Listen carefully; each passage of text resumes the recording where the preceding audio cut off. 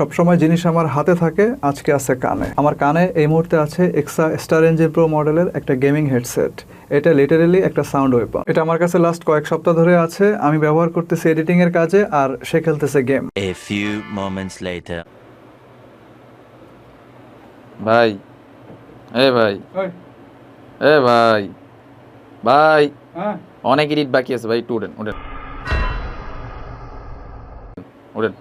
রাখেন। প্রায় 5,000 টাকা বাজেটের মধ্যে যারা একটা দুর্দান্ত গেমিং হেডসেট খুঁজতেছেন তাদের জন্য আজকের ভিডিওটা টনিকের মতো কাজ করতে পারে। সাউন্ড কোয়ালিটি, কমফোর্টনেস এবং ভিজুয়াল তিন দিক থেকেই এই হেডসেটটা যে কাউকে আকৃষ্ট করতে সক্ষম। পুরো ভিডিওতে EKSAর এই গেমিং হেডসেটটা নিয়ে আপনাদের সাথে আছে মাঝারুল ইসলাম এবং আপনারা দেখছেন TSP।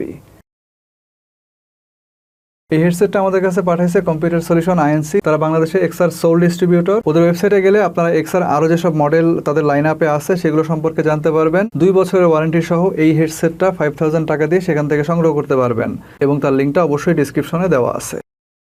আনবক্সিং এর এক্সপিরিয়েন্সটা খুব বেশি হয়তোবা সুখকর হবে না আপনার জন্য, কারণ 5,000 টাকা হিসাবে আউটফিটটা অনেকটাই বেমানান। বাট এরকম একটা প্রোটেক্টিভ ডাস্টপ্রুফ থলি পাউচ প্যাকের ভেতরে এই হেডফোনটা থাকবে, যা ওভারঅল প্যাকেজিং এর দুর্বলতাকে মোটামুটি কম্পেনসেট করে। আর এই হেডফোনটা যদি আপনি ব্যবহার না করেন তাহলে এই থলিটার মধ্যে তাকে সংরক্ষণ করতে পারবেন। তবে উল্লেখযোগ্য বিষয় হচ্ছে এই প্যাকেজটার সঙ্গে বেশ কিছু কেবল এবং কনভার্টার দেওয়া আছে, যেগুলো বিভিন্ন প্ল্যাটফর্মে এই হেডফোনটা ব্যবহারে আপনাকে সহায়তা করবে। যেমন কেবল হিসাবে একটা টাইপ সি টু অক্সিলারি 3.5 আর একটা type C to type C দেওয়া আছে। আরেকটা যা দেওয়া আছে তা হচ্ছে type C to type A converter. Basically এগুলো কোনোটাই আসলে পরিপূর্ণ কেবল না, বরঞ্চ কনভার্টার নামে ডাকলেই সমীচীন হবে।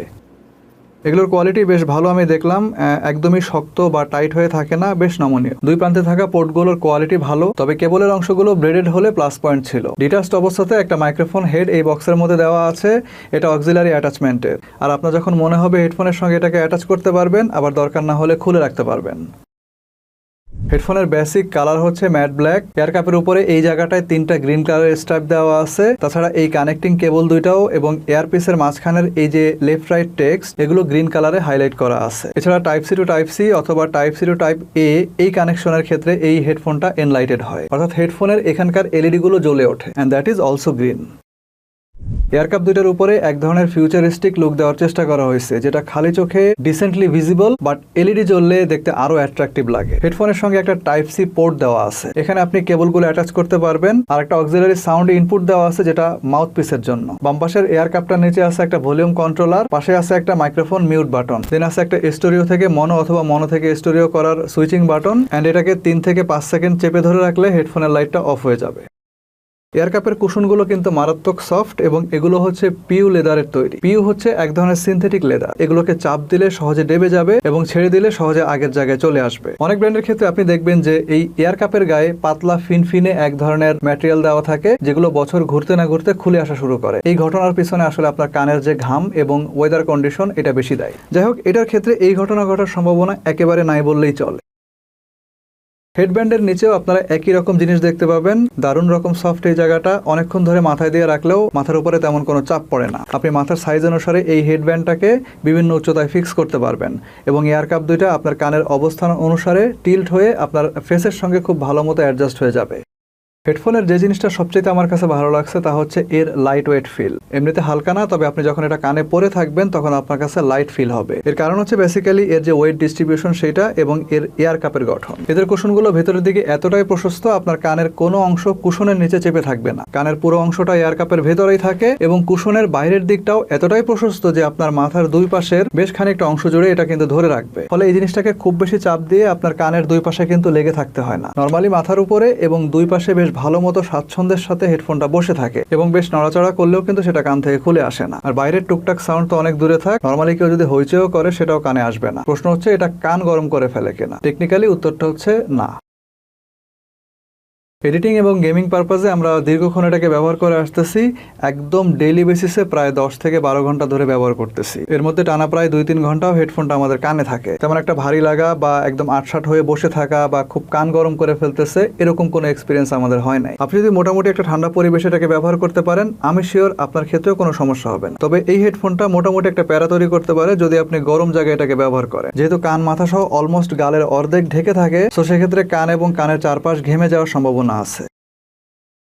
হেডফোন নিয়ে মোটামুটি সবই তো বললাম, এবার last but not the least, এটা হচ্ছে সাউন্ড কোয়ালিটি। সাবজেক্ট ম্যাটেরিয়াল অনুসারে সাউন্ড থ্রোয়িং কোয়াইট ইমপ্রেসিভ, প্রতিটা সাউন্ড আলাদা আলাদাভাবে আপনি রিকগনাইজ করতে পারবেন, একদম ক্লিয়ার, অযথা এক্সট্রা কোনো এনভায়রনমেন্ট তৈরি করে না। সাধারণত গেমিং হেডফোনগুলো একটু বুমি টাইপের হয়, সেগুলোতে এক্সট্রা বেস তৈরি করার প্রবণতা দেখা যায়, ফলে সাউন্ডের মধ্যে অযথা একটা লাউডনেস ক্রিয়েট হয়, মানে চারিদিকে কি যেন একটা হয়ে যাইতেছে এরকম একটা ভাব। বাট এই হেডফোনটার ক্ষেত্রে সেরকম আর্টিফিশিয়াল কোনো কিছু আমি দেখি নাই, ফলে সাউন্ডটা একটু ক্রিস্পি টাইপের আপনার কাছে মনে হতে পারে। যেমন ধরেন যে শুকনো পাতার উপরে পাড়া দেওয়া অথবা দরজা খোলার সাউন্ড, প্লাস সাউন্ডটা কোন দিক থেকে আসতেছে, এই জিনিসগুলো একদম প্রিসাইজলি হেডফোন থেকে বেরিয়ে আসে। এছাড়া মুভি বা মিউজিকের ক্ষেত্রে এক্সট্রা কোনো ধরনের বুম বুম ফিল আপনাকে বিরক্ত করবে না। সাউন্ড কোয়ালিটি একদম নিট অ্যান্ড ক্লিন। প্রতিটা সাউন্ড ইকুইপমেন্টের যে আওয়াজ সেগুলো আপনি স্পষ্ট বুঝতে পারবেন, অফকোর্স যদি আপনি সেগুলো বোঝেন তাইলে। বাট ইন জেনারেল বেস এবং ট্রাভেলের ব্যালেন্স, কন্ট্রাস্ট এবং সাউন্ড ডেপথ সব মিলায় এই হেডফোনের সাউন্ড টেক্সচার আপনার কাছে ভালো লাগবে। বেশ কিছুদিন যাবত এটা কন্টিনিউয়াসলি ব্যবহার করা হচ্ছে। চেহারা শুরুতে এক্সট্রা কোনো শাউটনেস নাই, খুবই ডিসেন্ট একটা লুক। আমার মাথার সাথে একদমই পুরোপুরি ফিট হয়ে যায়, দীর্ঘক্ষণ পরে থাকলেও কান ঘেমে যায় না, হাঁসফাঁস লাগে না আর কি। আর সাউন্ড কোয়ালিটি একদমই জোস, এইটাই তো খুঁজছিলাম এরকম আর কি। আচ্ছা চলেন এবার এটার মাইক্রোফোন টেস্ট করি। আমরা আমাদের উইন্ডোজের বিল্ট ইন ভয়েস রেকর্ডারটা ইউজ করব এটা টেস্ট করার জন্য, আর তাহলে আপনারা বুঝতে পারবেন যে এটা র সাউন্ডটা কেমন হয়। তারপর আমি তপ্ত শিখায় রুদ্র হয়ে গিয়ে যাই।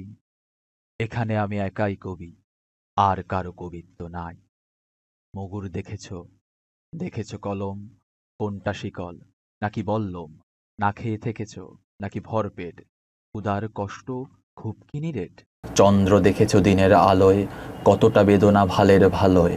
আমি তো দেখেছি শিহরণ ঘন মরণের সাথে দ্বন্দ্ব।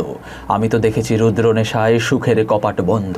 আমি তো দেখেছি একটি শিশু রাজপথে বসে কাতরায়, বস্ত্র চায় না, স্বপ্ন চায় না, শুধু ভরপেট ভাত চায়।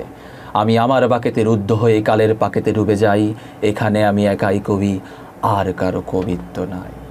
গুগল প্লে স্টোর থেকে আপনি চাইলে এক্সা অ্যাপটা ইনস্টল করে নিতে পারেন। সেক্ষেত্রে অনেকগুলো কাস্টমাইজেবল অপশন আপনার সামনে কিন্তু খুলে যাবে, যেমন EKSA 7.1 sound bass, customizable sound equalizer এবং এক্সা ভয়েস পিওর ইএনসি নামের এনভায়রনমেন্টাল নয়েজ ক্যান্সেলেশন সিস্টেম। এটা ভয়েস কমিউনিকেশনের সময় আপনার চারিদিকে থাকা যে নয়েজগুলো আছে এগুলোকে ফিল্টার করবে। যেমন যেসব স্থানে আপনার নয়েজের লেভেলটা খুব বেশি ওঠানামা করে, অর্থাৎ ধরেন যে আস্তে সাউন্ড, জোরে সাউন্ড, আবার আস্তে সাউন্ড এরকম হয়, সেসব জায়গায় কিন্তু ইএনসিটা খুব ভালো কাজ করে। প্রফেশনাল গেমিংয়ের সঙ্গে যারা জড়িত আছেন তাদের জন্য এই ডিভাইসটা হাইলি রিকমেন্ডেড।